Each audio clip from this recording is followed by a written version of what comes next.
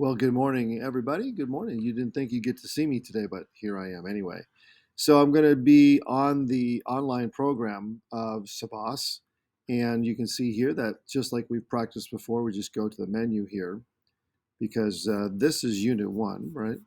So we're going to go table of contents, so just taking you through these steps because you might want to use the online program when you're working on at-home assignments, but you can always take your books home at any time, just to remind you of that. So we go down to Unit 2, and the Last Dog story is actually under small group learning. So here's Last Dog, and so here we go.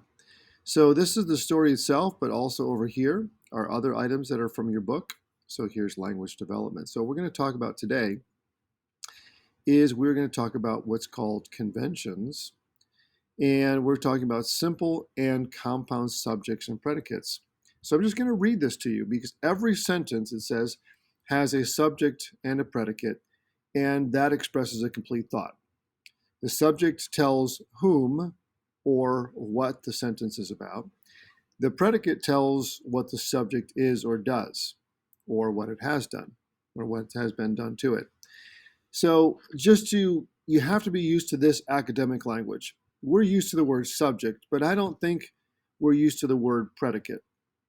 So you need to know that predicate is another name for the verb of the sentence. We practiced last story, we practiced action verbs and linking verbs. And now we're learning that the predicate, the verb part of the sentence, is called the predicate. And there is a simple predicate and there's a complete predicate, but we're not going to get into all of that right now. So let me open up this, and you need to turn in your books to page, oh, now I forgot what page it is. So let me grab my book a minute, and then you can make sure you're on this page. So I think it is page 192. Let me double check. And then you guys can be turning to this page with me. So it actually is on page 198. So would you guys turn in your My Perspectives books to page 198? So do that a minute, and while I get this and ready to explain to you. So it's page, one more time, it's page 198. So everyone turn to that page in your My Perspectives books. So here is the explanation of what we call simple subjects, compound subjects, simple predicates, and compound predicates. So just looking at this, you can see here that the simple subject of this sentence, this is easy, should be easy, Brog. What's Brog doing? He's drinking water from the brook. So it's a simple subject because there's only one person, one animal doing the action. But there can be a compound subject, or it can be pronouns or nouns. So in this case, we got Brock and Brog. So now we got a compound subject because there are two people or animals doing something, and both of them are drinking water from the brook. So here's the simple predicate of that sentence. You see, it's the verb. Brog drinks water from the brook.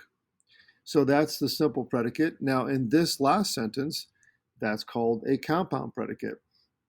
So in this sentence, Brog is the subject, and drinks and laps are the two predicates. So that's what we're talking about today. Again, this is getting used to the academic language of the word predicate because it's not a word that we use very often, but it is something you need to know in the world of learning language arts, in the world of English. And it does show up on your test next week, which is next week, Tuesday, on the last dog. So now look to your substitute because you're going to work on some workbook pages. You'll need to go to your Canvas page. You'll need to go to My Agenda, make a copy of the workbook pages, and we'll take it from there. And then I'll see you a little bit later because I'm going to have another video for you.